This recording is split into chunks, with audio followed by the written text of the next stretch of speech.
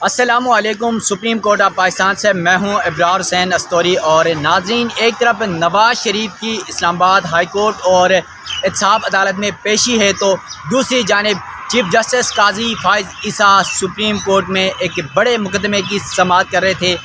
वो मुकदमा था मुल्क भर में एक साथ इंतखाबात के हवाले से एक दरख्वास्त गुजार की इस्तदा थी, उसके ऊपर यकीनन आज बड़ी इंटरेस्टेड समाअत हुई है और चीफ जस्टिस काजी फाइज ईसा ने निगरां हुकूमतों के क़याम के हवाले से सवालात उठा दिए हैं और बड़े अहम रिमार्क्स आज देखने को मिले। बड़ी दिलचस्प गुफ्तगू हुई वकला के साथ। मरियम नवाज़ मेरे साथ मौजूद हैं, सुप्रीम कोर्ट की बीट कवर करती हैं, जियो न्यूज़ से वाबस्ता हैं और आज हम दोनों कमरे अदालत में मौजूद थे और तमाम तरह जो तफसीलात थी, तकरीबन एक आधा घंटा इस केस की समाअत जारी है। मरियम, आज चीफ जस्टिस काजी फाइज साहब के सामने मुकदमा क्या था? और हमें यूँ लग रहा था कि यह मुकदमा शायद 2 मिनट या 3 मिनट में ख़त्म हो जाएगा, लेकिन आधा घंटे इस केस की समाअत जारी रही और दिलचस्प बातें हुई। क्या कुछ कहा गया आज का साहब की जानिब से?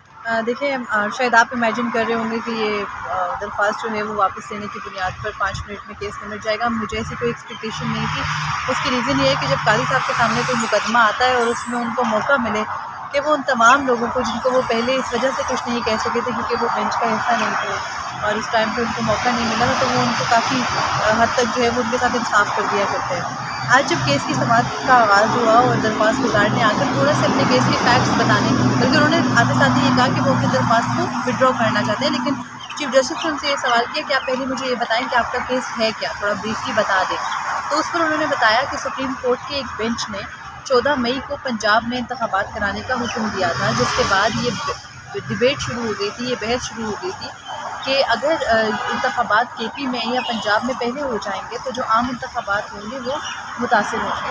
तो उस बहस के बाद ये हुआ कि जो एक और दरख्वास्त डाली गई, और आपको याद होगा कि ये दरख्वास्त तब डाली गई थी जब चीफ जस्टिस साबिक चीफ जस्टिस उमर अता बंदियाल के पास डीजी आए और आर्मी चीफ की तरफ से एक ब्रीफिंग का इनेकाद किया गया था और वो ब्रीफिंग सुप्रीम कोर्ट की बिल्डिंग में उनके चैम्बर में हुई थी। और उस ब्रीफिंग के फौरी बाद डिफेंस मिनिस्ट्री की जानिब से कहा गया था कि एक दरख्वास्त दायर की गई है कि 14 मई को तो इंतखाबात कराने के लिए वसाइल और उस वक़्त जो है वो इदारे रेडी नहीं थे, लेकिन उन्होंने उनकी जानिब से एक दरख्वास्त डाली गई कि मुल्क भर में एक साथ इंतखाबात कराए जाए।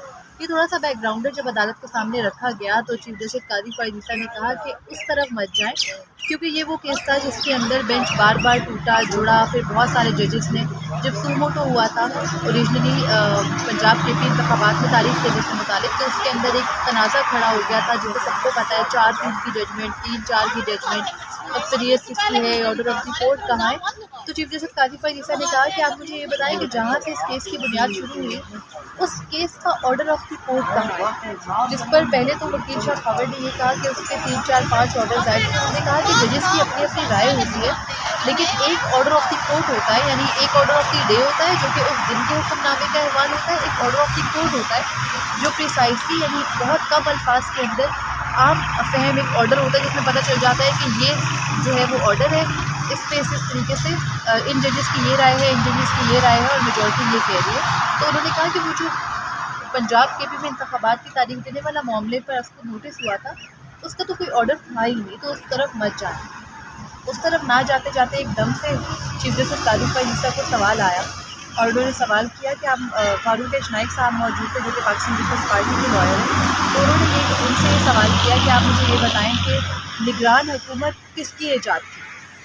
जब उन्होंने ये सवाल किया तो वकील शाह खबर ने कहा कि 18वीं तरमीम में इसको डिफ़ाइन किया गया। तो फारूक नाइक ने कहा कि नहीं, 1985 में जनरल ज़ियाउल हक ने आइनी तजदीद का एक ऑर्डर किया था, रिवाइवल ऑफ कॉन्स्टिट्यूशन का ऑर्डर, RCO उसको कहते हैं।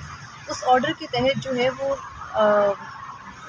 जो केयर टेकर गवर्नमेंट्स हैं उनका कंसेप्ट मुतारिफ़ कराया गया था। तो चीफ जस्टिस काजी फाइज ईसा ने बड़ी इंटरेस्टिंग बात की। उन्होंने कहा कि वही ज़ियात है जिन्होंने ये रिवाइवल इंट्रोड्यूस करवाया और फिर उन्होंने ही जो है वो मोहम्मद खान जुनेजो को घर भेज के जब इंतखाबात कराए तो उन्होंने केयर टेकर सेटअप नहीं बनाया था। जब बेनज़ीर भुट्टो गालिबन 1990 में जो है वो उनकी हुकूमत आई थी बेनज़ीर भुट्टो की। तो चीफ जस्टिस काजी फाइज ईसा ने कहा कि जिस जर्नेल ने यानी ये ऑर्डर दिया था उसी ने अपने ऑर्डर की खिलाफ वर्जी की। बेसिकली आज की हियरिंग के अंदर पहले उन्होंने, मतलब अगर इजी वर्डिंग में बता दूँ तो 3-4 चीज़ों के ऊपर बहस हुई।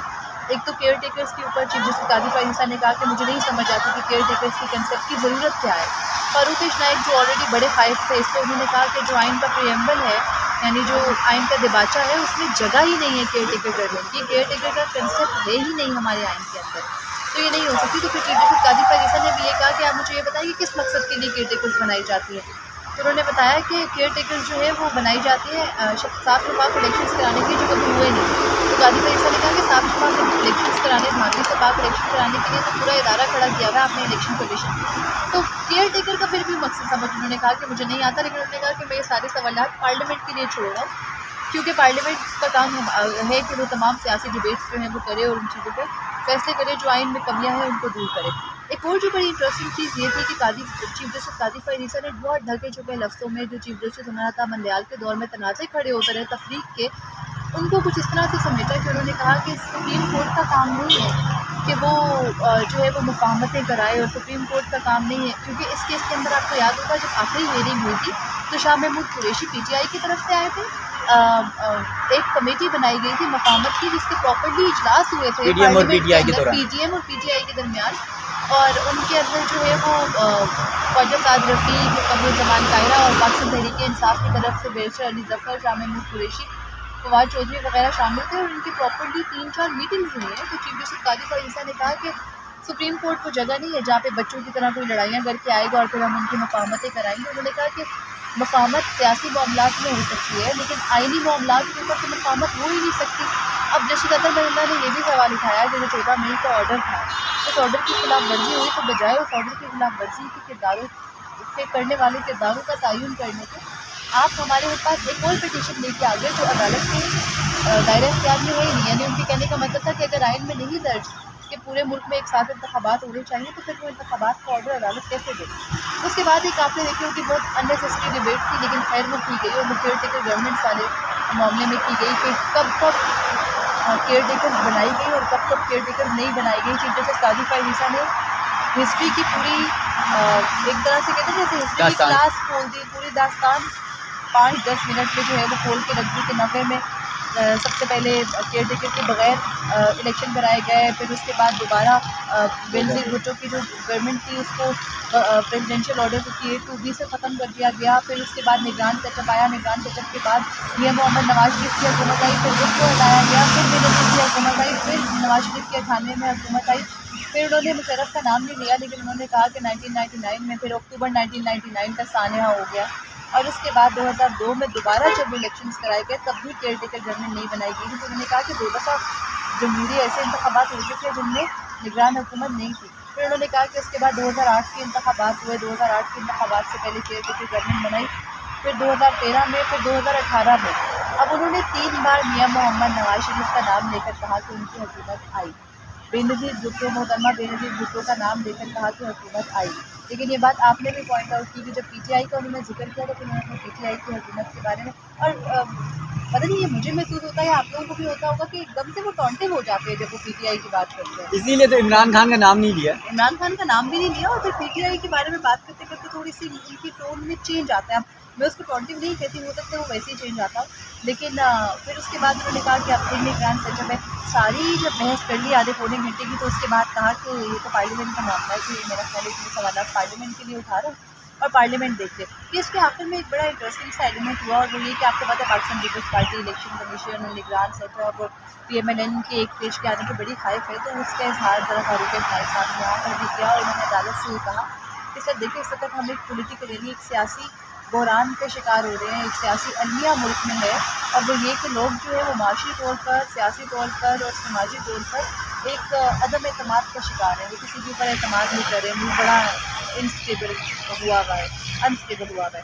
तो उस पर जो है वो इंस्टेबिलिटी के ऊपर जस्टिस अतर महिला ने कहा कि स्टेबिलिटी लाना तो आईनी रिक्वायरमेंट है, और वो सियासी हुकूमतों का और सियासी जो लोग हैं उनका काम है, अदालतों का काम नहीं है। और फिर उन्होंने ये कहा फारूक नाइक ने कि हम तो सिर्फ ये चाहते हैं कि लेवल प्लेइंग फील्ड मिलनी चाहिए। तो उस पर जस्टिस अतर महिला ने कहा कि लेवल प्लेइंग फील्ड भी इंश्योर करना आप लोगों का ही काम है, जिनका खबार से बाहर करें, आप लेवल प्लेइंग फील्ड इंश्योर करें। इस पूरी समाज के अंदर जो एक पॉइंट जो एक्सपेक्ट नहीं किया था और जो बड़ा क्लिकिंग था वो ये था कि चीफ जस्टिस काजी फायद ईसा ने जब फारूक नाइक ने ये कहा कि मुल्क में जो है वो इस वक्त बड़ी अनस्टेबिलिटी है और लोग जो है वो बड़े अदम एतमाद के शिकार हैं। तो इस पर चीफ जस्टिस कादिर फैसल ने कहा कि अब तो चीज़ें बेहतर हो रही हैं, नाउ थिंग्स आर इम्प्रूविंग। और उन्होंने ये बात 2-3 बार रिपीटेटिवली कही। तो जब उन्होंने कही तो मुझे एकदम से मैंने उस टाइम भी मैंने लिखना छोड़ दिया और मैंने फिर देखा कि ये क्या कह रहे हैं। मतलब हमारा मुल्क राइट नाउ इलेक्शन नहीं हो रहे, इलेक्शन की मुद्दत ख़त्म होने वाली है, जो महंगाई की शरह थी वो उसी तरह से चल रही है, डॉलर का रेट कम हो रहा है, वो सब कुछ हो रहा है, लेकिन हम सबको भी पता है कि वो उसके असरात उसके निचले लेवल में नजर नहीं असरात आ तक नहीं पहुँच रहे। तो being chief justice of Pakistan आप एक मसरूज़े के ऊपर कैसे कह सकते हैं कि नाउ थिंग्स आर इम्प्रूविंग। तो वो थोड़ा सा अननेसेसरी मैं आपको कह रही हूँ, गैर ज़रूरी डिबेट थी ये सारी। अच्छा मरियम, ये सब कुछ आज जो मैं समझ रहा था कि हालांकि 2 से 5 मिनट की समाअत थी, और इस समाअत के दौरान एक तो ये लग रहा था जिस तरह वो उन्होंने तन्वीर वाहिद वज़ीर आज़म के नाम लिखे हुए थे, लिखा हुआ था, याद हो आपको, ज़बानी नहीं था, उन्होंने वो लिखा हुआ था, वो पढ़ कर फिर बता रहे थे। और उसके साथ साथ ये सब कुछ करने का मकसद क्या था और किसको ये पैगाम देना चाह रहे थे कैसा? देखिए भाई, शायद आपका बहुत टाइम ज़्यादा इसका ले रही हूँ मैं, लेकिन एक बहुत प्रिसाइजली बात कर रही हूँ। तो चीफ जस्टिस कादिर फैसल साहब तो चीफ जस्टिस बने आज तकरीबन 37 सेक्रेटरीज जो होता है, उन 37 सेक्रेटरीज जिन्होंने जितने भी अहम केसेस मुकर्रर हुए हैं वो बगैर किसी मकसद के मुकर्रर नहीं हुए। उनमें दिए जाने वाले कोई भी पैगाम किसी बगैर मकसद के नहीं थे, चाहे वो उनके पहले हफ्ते में सुप्रीम कोर्ट पहले दिन से सुप्रीम कोर्ट का प्रेजेंट प्रोसीजर था, चलिए ठीक है, वो उनका एक असूली मौक़िफ़ था जो उन्होंने अपनाया, फ़ाइन। उसके बाद उन्होंने फैज़ाबाद धरना फिक्स कर दिया अपने दूसरे ही हफ्ते के अंदर। फैज़ाबाद धरना केस का नज़रसानी फिक्स करने के बाद उन्होंने उसके किरदारों के खिलाफ कार्रवाई का ऑर्डर कर दिया। फिर वो जो है वो भी पेंडिंग है, नेक्स्ट वीक बड़ा इंटरेस्टिंग होगा आपको पता। फिर उसके बाद उन्होंने एक और केस फिक्स किया जो कि था बहरिया टाउन का, मलिक रियाज का। मलिक रियाज का। अब बहरिया टाउन आपको पता है इससे पहले कोई हाथ नहीं डालता था इन चीज़ों के ऊपर। सुप्रीम कोर्ट ने भी बड़े जो है वो कलेक्टिव और अच्छे अच्छे करके ऑर्डर्स दिए। उसमें कादिर फैसल साहब ने जो ऑर्डर आया बहरिया टाउन का, उसके अंदर तो 190 मिलियन पाउंड्स के हवाले से जो कैबिनेट के डॉक्यूमेंट में मेंशन कंपनियां थी वो सारी की सारी अदालत में दर्ज है। हालांकि अदालत के पास उस वक्त कोई दस्तावेजात नहीं थी जब वो ऑर्डर लिखवा रहे थे, लेकिन वो भी उनके पास मौजूद थे, उन्होंने ऑर्डर दे दिया। फिर उसके बाद इसी हफ्ते के अंदर आम इंतखाबात का केस फिक्स हुआ, मिलिट्री कोर्ट्स का केस फिक्स हुआ, उसका ऑर्डर हुआ। आज ये केस फिक्स हुआ जो इसके अंदर ऑब्जर्वेशन आई। तो बेसिकली पैगामात जा रहे हैं अदालत के ज़रिए, जैसे चीफ जस्टिस कादिर फैसल ये पैगामात वैसे पहले वहाँ से तो नहीं आ रहे हैं या सिर्फ यहीं से ही जा रहे हैं? देखिए, मुझे नहीं पता आप कहाँ का पूछ रहे हैं, लेकिन मुझे समझने वाले समझ जाएंगे। मुझे सिर्फ ये पता है कि फ़िलहाल हर चीज़ बिल्कुल जो दिख रहा है वो ये है कि हर कोई सेम पेज पर है और कोई इतना डिफरेंट नहीं है। सिर्फ कल जो मिलिट्री कोर्ट्स का ऑर्डर आया है उसके बाद जो एक रहती है ना उम्मीद की एक किरण इंसान को महसूस होती है कि शायद जो मुस्तकबिल के 4 चीफ जस्टिस उस बेंच में थे उनकी सोच कुछ मुख्तलिफ है। अब उसके बाद अपील के अंदर उस ऑर्डर के साथ क्या होता है हमें नहीं मालूम, लेकिन उस एक ऑर्डर ने थोड़ी सी उम्मीद दी कि हाँ। नहीं मरियम, आपको नहीं लगता जो मिलिट्री कोर्ट्स के हवाले से जो कल जो फैसला आया उस पर 4 जजेस तो वो जजेस हैं जो उमर अता बंदियाल साहब के ग्रुप के हिस्सा थे और सिर्फ एक जस्टिस याया अफरीदी थे, वो काजी फैसल साहब ग्रुप के थे। तो क्या ये बेंचेस की जो तश्कील थी वो भी काजी साहब ने इसी सोच की तहत ही किया होगा कि ये 4 जजेस उस ग्रुप का हिस्सा होंगे, तो ये 4 जजेस जो है ना मिलिट्री कोर्ट्स का फैसला उड़ा देंगे, ये कर देंगे, इस सोच से तो नहीं बनाया था? देखिए, अभी जो बेंचेस हैं वो किसी सोच से इसलिए नहीं बन रहे क्योंकि उसकी वजह ये है कि जो बेंचेस बनाए जा रहे हैं वो सिर्फ चीफ जस्टिस कादिर फैसल को बनाए जा रहे हैं, वो बाकायदा कमेटी की मुशावरत से बनते हैं। तो जाहिर है कि जब कमेटी के सामने ये मामला आया होगा, मसरूफ़े की बिना पे कह रही हूँ, तो एग्जैक्ट इन्फॉर्मेशन की बिना पे नहीं कह रही, जैसे वो जानी वैसे ने कहा होगा कि हम बहुत ज़्यादा इस केस को सुन चुके हैं, तो फिलहाल आप इस केस को मुकम्मल होने दें। वैसे भी अपील में इससे बड़ा बेंच बनता है, तो ये एक बड़ा रीज़नेबल किस्म का आर्गूमेंट है। आपको भी पता है, मुझे भी पता है, अगर कल इससे बड़ा बेंच बन जाता, 10 जजेस बैठ जाते, तो फिर अपील में कौन आता? अब ये वो केस है जिसमें मुतासरा फरीक बड़ा अहम है, ठीक है। तो मुतासरा फरीक की अपील सुनने के लिए तो जाहिर है कि 7 या 10 मेंबर बेंच बनेगा, इस केस 7 मेंबर बेसिकली। तो अब उस केस की कंपोजिशन अहम होगी कि उसमें सब कुछ बैठते हैं नहीं बैठते, जो फौजी अदालतों को ऑलरेडी। और अभी तक ये एक्सपेक्टेशन भी मुतला बरादरी करी है कि जो कल ऑर्डर आया है मिलिट्री कोर्ट वाला, जो बड़ा लैंडमार्क किस्म की जजमेंट है, शायद वही जजमेंट जो है वो अपील हो। अपील में भी मुमकिन नहीं है कि सुप्रीम कोर्ट जो है वो बड़ी कन्विंस होगी कि जो मिलिट्री का ट्रायल है जो सिविल कोर्ट्स में नहीं हो सकता तो सिविलियंस को उठा के मिलिट्री के हवाले कर, तो बेसिक आम बंदे के समझने की बात है। तो मुझे ये लगता है कि ये सारी जो चीज़ें बिल्कुल भी बग़ैर मकसद की नहीं हो रही। पहले अगर मतलब कोई अगर बहुत ही ज़्यादा अच्छा सोचता है, बहुत ही दूरअंदेश है और उसको समझ में आती हैं चीज़ें कि नहीं ये सब कुछ तो एक्सीडेंटली हो रहा है, तो वो खुद को बेवकूफ़ बना सकता है। आपको और मुझे पता है कि वहाँ पर सब चीज़ें प्रॉपरली कैलकुलेशंस के साथ हो रही हैं। अब आप मुझे बता रहे हैं, मैं तो लिखने में सोचती हूँ चीज़ें सरकारी ने जो मुद्रा आला की टाइमलाइन पड़ी हुई उनके सामने लिखी भी थी। तो ये बड़ी हैरानी की बात है कि वो ये स्पीच तैयार करके आए थे। तो मतलब सॉरी टू से स्पीच, लेकिन अगर एक चीफ जस्टिस उस टाइम पे बैठे तो उसके सामने अपना केस होता है, उतना बोलकर उनको लगा हो कि हाँ ये बात लोगों को याद करानी चाहिए कि निगरान सेटअप को अलाउड ही नहीं है यहाँ।